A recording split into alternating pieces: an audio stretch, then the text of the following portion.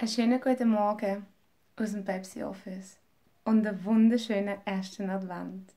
Heute nehme ich euch ein bisschen mit auf eine Reise, damit ihr mal ein bisschen wisst, wo wir herkommen. Das Büro, das befindet sich in der Libertystrasse 10 in Kaiseraugst. Das ist auch dort, wo der Verein seinen Sitz hat. Das ist nämlich dort, wo ich wohne. Es hat seine Gründe. Pepsi ist im 2018 im September leider nach viel Hoffen und Bangen schlussendlich doch nicht mehr weiterfinanziert worden von der Helvetia. Wir haben dort ein ganz tolles Anfangsinvestment bekommen und sind mega froh.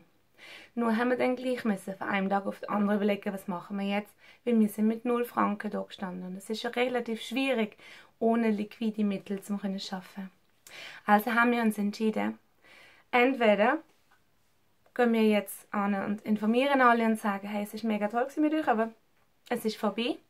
Oder wir sagen, nein, wir suchen eine alternative Lösung und schauen, ob wir das Ganze auf privater Basis weitermachen können.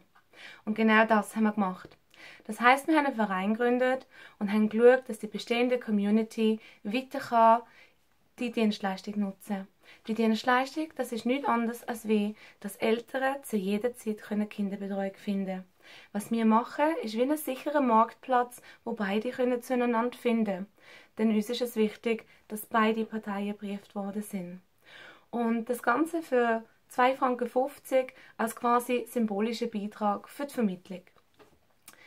Das haben wir dann gemacht und heute, ein bisschen mehr als ein Jahr später, haben wir schon über 500 Buchungen verzeichnen. Und wir glauben an die Idee und die vielen Eltern und Sitten, die uns vertrauen, glauben auch daran. Und jetzt möchten wir, dass auch viele andere Leute sehen, was wir machen und uns vielleicht auch vertrauen und daran glauben, dass das funktionieren kann, die sicherste Kinderbetreuungsplattform der Schweiz aufzubauen. Wir brauchen aber für das auf jeden Fall Unterstützung.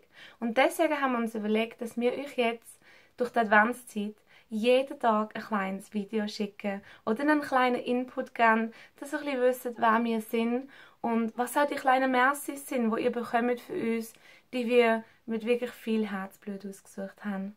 Das heisst, heute ist der 1. Dezember, es ist 1. Advent, es ist das erste Adventtürchen, das aufgeht und darum wollte ich euch den Insight geben, wie unser Verein entstanden ist und ein bisschen auch, dass ihr die Geschichte hinter dran kennt.